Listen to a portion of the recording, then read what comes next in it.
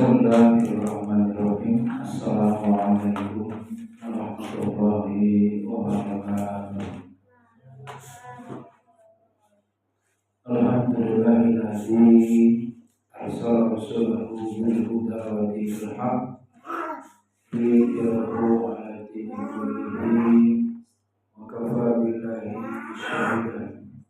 Asyhadu an la ilaha illallah wahdahu la syarika lah wa asyhadu anna Muhammadan abduhu wa rasuluh. Qul ta'ala wa ta'ala billahi minasyaitonir rajim. Bismillahirrahmanirrahim. Ya ayyuhalladzina amanu taqullaha haqqa tuqatih wa la tamutunna illa wa antum muslimun. Qala Rasulullah sallallahu alaihi wasallam, man salaka tariqan yaltamisu fihi ilman sahalallahu lahu tariqan ila jannah. Hormatu puji dan syukur senantiasa marilah kita panjatkan kehadirat Allah Subhanahu wa taala atas segala curahan nikmat dan karunia-Nya. Alhamdulillah, pada kesempatan malam hari ini kembali kita dapat bermajelis ilmu untuk mengkaji ilmu akidah pada pembahasan ridho. Dalam hidup ini Allah Subhanahu wa taala menakdirkan, ketetapannya ada yang khairihi wa syarrihi, ada yang baik, ada yang buruk dalam pandangan manusia. Maka ridho bil qada menjadi kewajiban dalam akidah Islam, sehingga kita dapat menjalani kehidupan ini dengan benar, maknanya sesuai dengan ketetapan Allah, ketentuan Allah. Tidak lain kita harus mengilmui, kita harus memahami dan mengamalkan ridho. Ulama sepakat bahwa sikap ridho itu hukumnya sunnah muakkad, sampai pada tingkatan mendekati wajib. Jadi orang itu bisa berdosa kalau tidak menerima ketetapan Allah.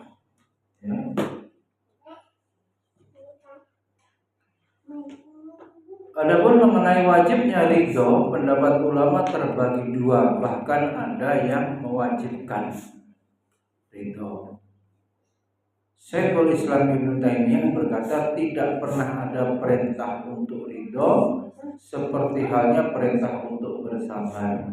Yang ada hanyalah sanjungan dan pujian bagi orang-orang yang ridho. Memang ulama berbeda pendapat.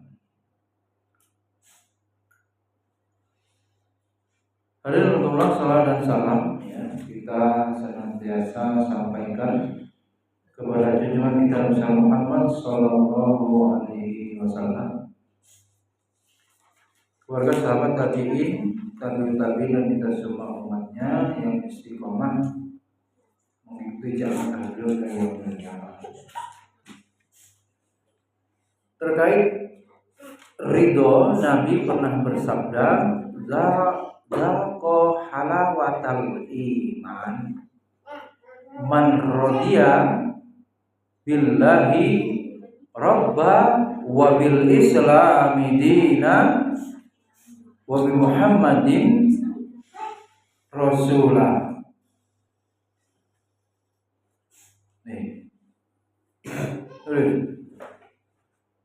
Orang yang rela Allah sebagai Rabb-nya, Muhammad sebagai Rasul, dan Islam sebagai agama telah merasakan halawatal iman, manisnya iman. Mil, tulis. Orang yang rela Allah sebagai Rabb, Muhammad sebagai Rasul, dan Islam sebagai agama telah merasakan halawatal iman, telah merasakan apa? Manisnya iman.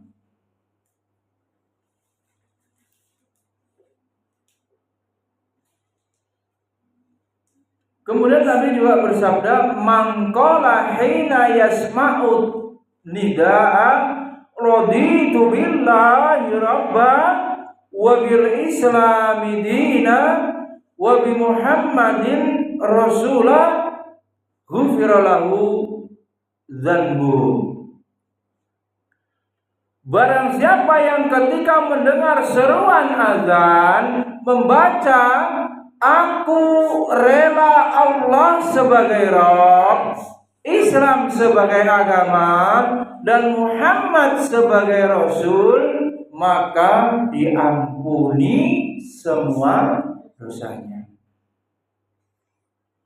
Alhamdulillah, dua hadis ini merupakan poros kedudukan agama, dan pada keduanya lah berujung. Ujungnya ke situ. Keduanya mencakup apa? Ridho terhadap rububiyah Allah. Apa itu rububiyah? Allah sebagai Rabb, pencipta, pengatur, pemberi rezeki, yang mematikan, yang menghidupkan, Kemudian juga ridho terhadap uluhiyah Allah. Apa uluhiyah ini? Sama dengan ubudiyah, Allah satu-satunya yang berhak untuk disembah, diibadahi. Rububiyah dan uluhiyah Allah, ridho kepada Rasulnya, ridho kepada Nabi, ridho pada agama, dan berserah diri kepadanya. Maka siapa yang menghimpun 4 perkara ini, ia adalah orang yang benar-benar jujur. Apa tadi? Ridho terhadap rububiyah, ridho terhadap uluhiyah, ridho terhadap Rasul, ridho kepada agama, dan memasrahkan dirinya kepada Allah. Maka ia benar-benar jujur.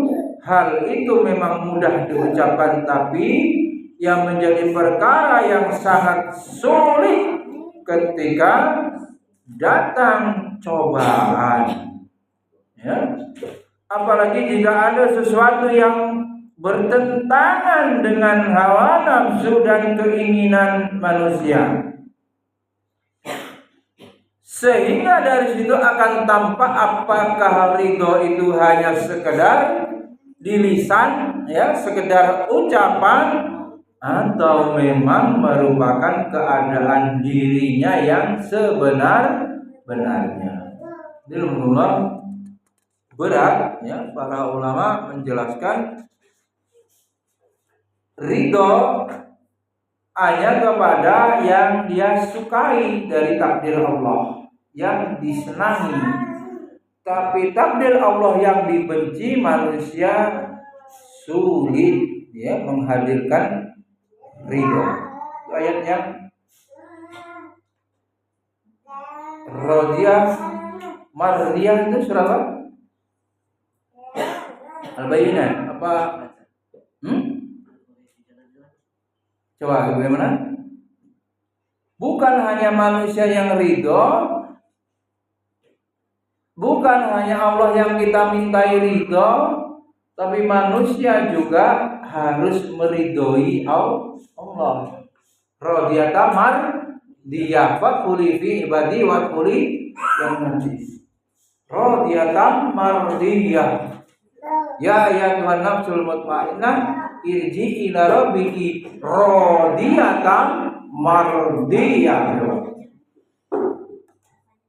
Bagaimana manusia itu juga meridhoi Allah dan Allah memberikan ridhonya. Orang sering kemudian apa? Hidup ini yang penting Allah ridho. Sering begitu ya. Tapi dia lupa bahwa sesungguhnya juga manusia harus ridho kepada ketetapan Allah. Jadi memaksa diri itu dianjurkan untuk apa? Meridhoi ketetapan Allah. Ya, paksa untuk menerima ketetapan Allah. Ridho terhadap uluhiyah contohnya meliputi ridho kepada Allah semata, ya, takut kepada Allah, berharap kepada Allah. Ini ibadah itu pasrah kepada Allah, ya, menambatkan semua keinginan dan cinta hanya kepada Allah. Jadi orang yang ridho akan ridho sepenuhnya, totalitas kepada yang dicintai. Tulis. Ya? Apa tadi? Ridho uluhiyah isinya. Ayo. Ridho terhadap uluhiyah, ridho kepada Allah, takut kepada Allah, berharap kepada Allah, pasrah kepada Allah, ya. Menambahkan semua keinginan hanya kepada Allah, cinta hanya kepada Allah, ya, secara penuh, total, dan itu semua terhitung sebagai ibadah, dan tentunya ikhlas kepada Allah. Hadirin Allah, ridho terhadap rububiyah, apa maksudnya? Itu tadi uluhiyah, sekarang rububiyah. Maksudnya adalah mengandung pengaturannya terhadap hamba, mengesahkannya dalam bertawakal, memohon pertolongan hanya kepada Allah, percaya dan bersandar hanya kepada Allah, serta ridha pada semua yang Dia kerjakan. Terserah Allah mau memberikan penyakit, ya, mau memberikan musibah, mau memberikan kerugian bagi usaha manusia, mau memberikan bangkrut tanamannya, gagal panen, semua yang Allah kerjakan itu kita ridhoi. Coba berat ini, ya. Maka yang pertama mengandung ridho pada perintahnya, itu tadi uluhiyah, dan yang kedua mengandung ridho pada apa yang ditakdirkan untuknya. Alhamdulillah. Adapun ridho terhadap nabinya, lanjut ya, tadi sudah uluhiyah, rububiyah, sekarang nabinya. Kita ridho kepada nabi kita Muhammad sallallahu alaihi wasallam. Maksudnya apa? Kita, ya, atau mengandung kesempurnaan kepatuhan. Patuh kita kepada Rasul, sempurnakan kepasrahan mutlak kepadanya, sehingga keberadaan Rasul Allah lebih utama baginya daripada keberadaan dirinya atau diri kita itu, ya.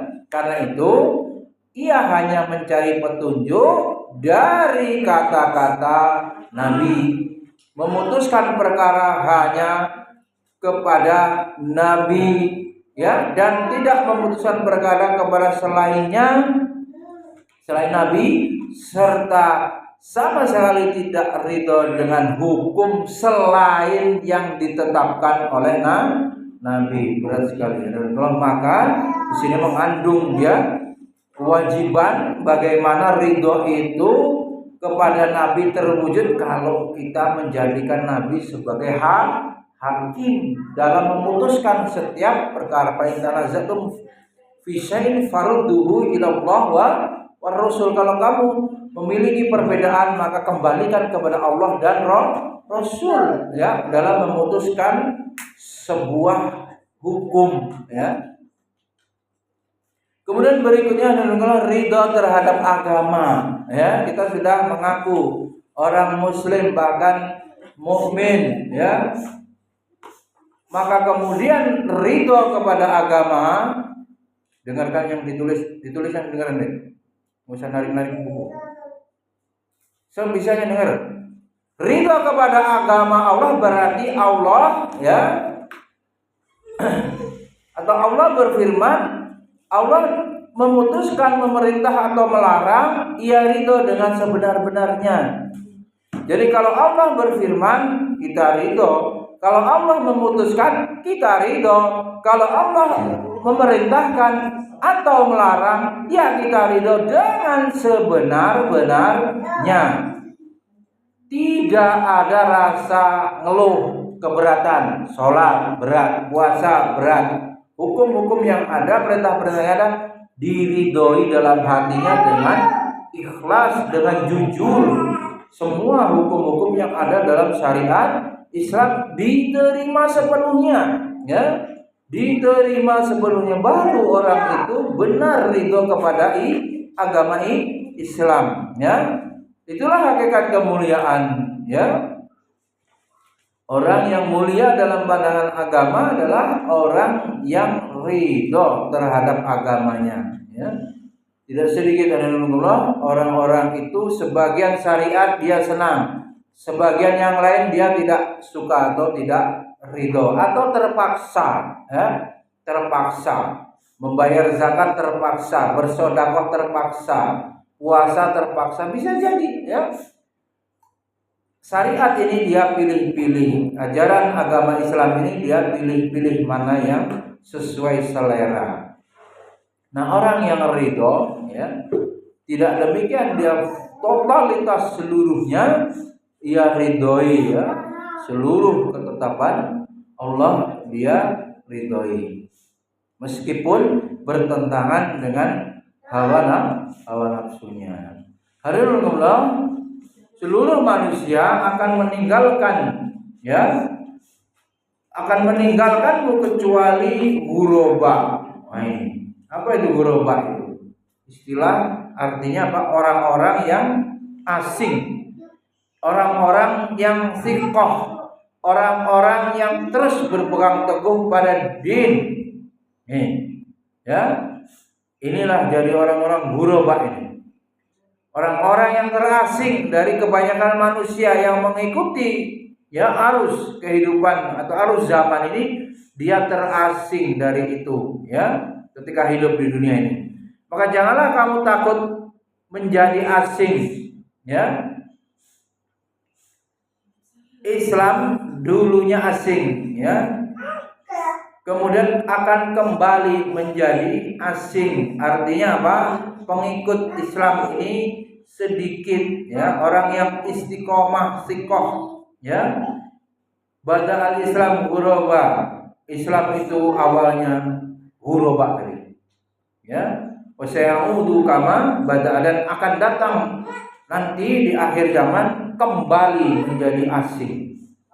Fatubalil ghuraba, kata Nabi, berbahagialah antum kalau antum termasuk orang yang asing, tidak ikut-ikutan kebanyakan manusia mengikuti budaya, mengekor kepada budaya-budaya kufar orang-orang barat misalnya.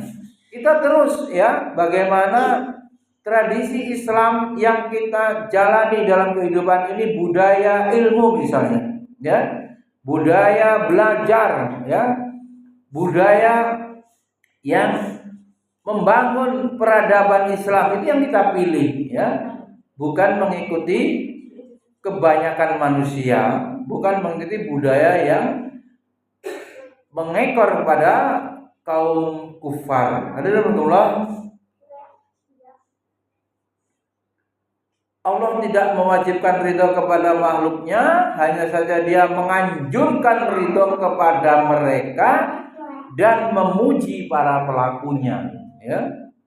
Dia juga memberitahu bahwa keridhoannya kepada mereka lebih agung dan lebih besar daripada surga seisinya. Maka sesiapa yang ridho kepada Rabb-Nya, dia pun akan ridho kepadanya, ya. Ridho kepada Rabb-Nya, dia pun akan ridho kepadanya. Bahkan Keridhaan hamba ialah buah dari keridhaan Allah kepadanya. Karena itu hadirin Allah, ya dikelilingi oleh dua macam ridho, ya. Ridho karena kecintaan kepada Allah dan kepada hambanya. Ridho yang terdahulu yang menyebabkan ridho kepada Allah kepadanya, dan ridho yang sesudahnya ialah buah ridho hamba terhadapnya. Maka berangkat dari situ, maka ridho adalah pintu paling agung, ya. Surga dunia, tempat rehat orang-orang arif, ya. Kehidupan orang-orang yang cinta kepada Allah dan kenikmatan ahli ibadah, ya. Buah ridho, ya, serta kesenangan orang-orang yang rindu kepada Allah Subhanahu wa taala. Alhamdulillah, berkenaan dengan perkara yang dibenci, seorang hamba memiliki dua tingkatan, ya. Yang pertama, tingkatan ridho dan tingkatan sabar, ya. Ridho adalah sebuah keutamaan yang dianjurkan, sedangkan sabar adalah kewajiban yang harus dilaksanakan oleh seorang mukmin. Ya, jadi orang-orang yang ridho ada kalanya memperhatikan zat yang memberikan cobaan, ya, dan kebaikannya bagi hambanya dalam cobaan tersebut. Nah, jadi kalau diuji itu diambil hikmahnya, ya, dipikirkan apa manfaat faedahnya, ya, dari cobaan itu, ya. Kemudian dia tidak memperhatikan ketetapannya, ada kalanya juga ia memperhatikan keagungan, kemuliaan dan kesempurnaan zat yang memberi cobaan, kemudian mereka larut dalam penyaksian hal itu, sehingga mereka tidak merasakan sakit, ya. Jadi yang seperti ini ia telah mencapai keistimewaan, ya. Orang yang bermakrifah dan cinta kepada Allah, bahkan terkadang mereka menikmati cobaan yang menimpa mereka karena mereka mengamati bahwa semua itu turun dari kekasih mereka.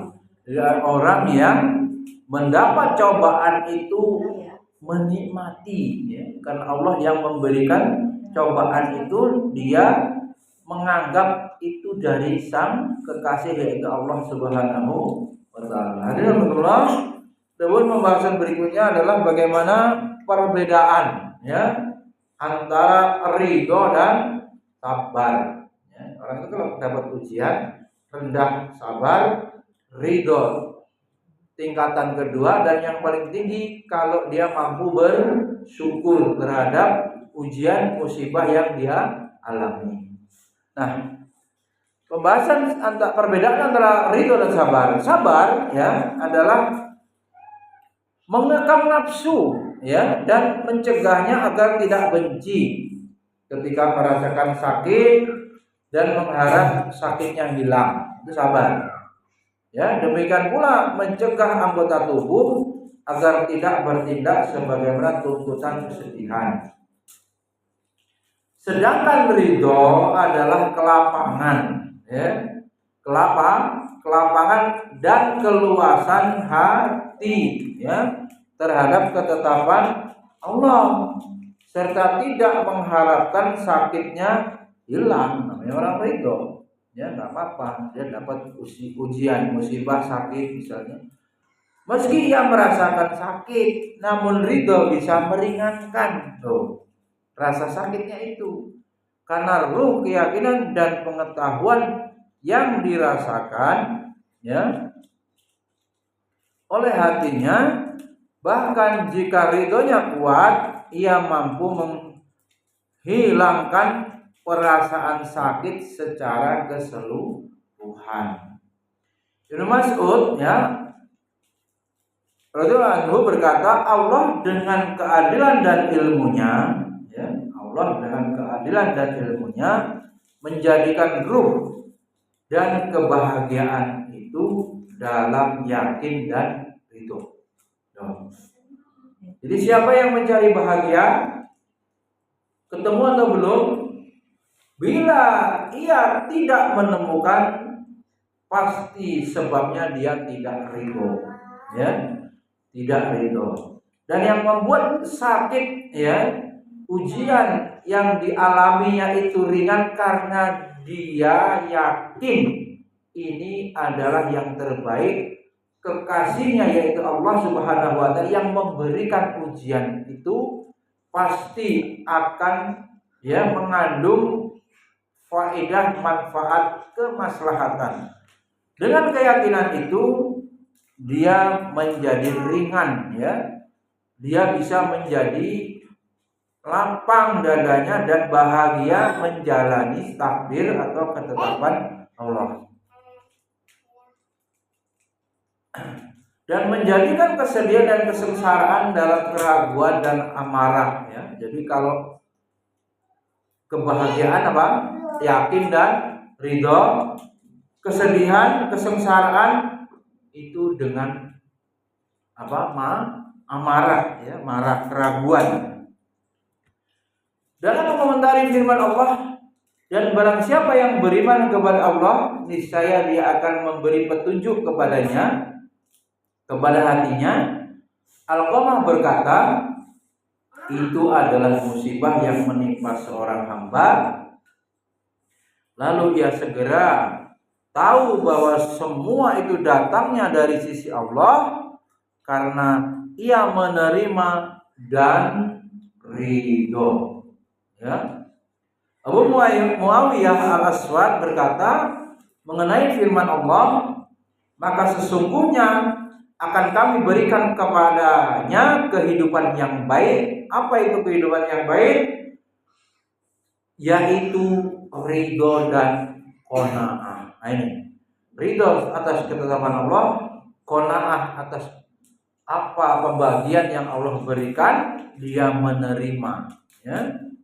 Kemudian Abu Darda radhiyallahu anhu pernah berkata, ya, ketika menjenguk seseorang yang sedang sekarat ini, nazah ini, sakaratul maut, ya.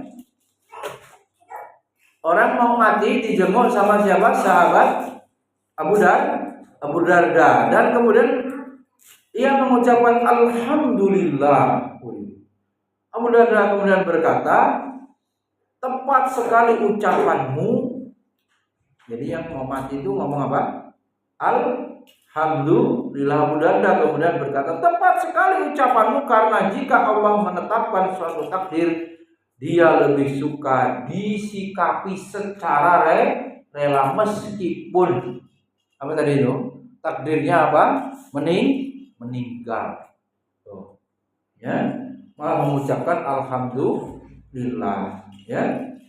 Kenapa begitu? Karena dia ingin berjumpa dengan kekasihnya Allah Subhanahu wa Ta'ala yang diibadahi selama hidupnya, dan dengan meninggal itu nanti akan menghadap kepada Allah. Hadirin Allah, Ali bin Abi Thalib, ya, mendatangi Adi bin Hatim yang sedang sedih sambil berkata, wahai Adi, barang siapa rela pada ketetapan Allah, ia akan menjalaninya dan akan mendapatkan pahala. Kiri, ditetapkan sakit, kiri. Contoh misalnya, ya, barang siapa yang tidak rela pada ketetapan Allah, ia juga akan menjalaninya. Rela ketetapan Allah, menjalaninya, tetap tidak rela juga pun tetap menjalani. Nah, dan yang tidak rela tidak mendapat pahala. Yang rela terhadap ketetapan Allah mendapat pahala. Kejeduk nanti apa ini? Jidatnya, ya. Nah, rela, gimana kalau rela mendapat pahala? Innalillahi wa inna ilaihi raji'un. Wa majuri fi musibati wa bil khairat minha istirja, ya, doanya. Ini benjol ya, Fikri. Rela dapat pahala, tidak rela benjolnya tetap, tidak hilang sakitnya tetap, tidak dapat pahala rugi. Ya. Perbuatan pahalanya terhapus. Kemudian Umar bin Abdul Aziz ya, berkata, tidak ada kebahagiaan yang tersisa untukku kecuali beriman kepada takdir. Jadi seluruh takdir yang Allah tetapkan, ketika dia ridhoi, ya, dia menjadi bahagia. Kemudian pernah dikatakan kepadanya, apa yang kau inginkan? Ya, dia menjawab, apa yang ditetapkan oleh Allah Subhanahu wa Ta'ala. Ya. Bahkan kalau ada orang yang berdoa, ya, berdoa doanya tidak dikabulkan, itu dia malah lebih bahagia.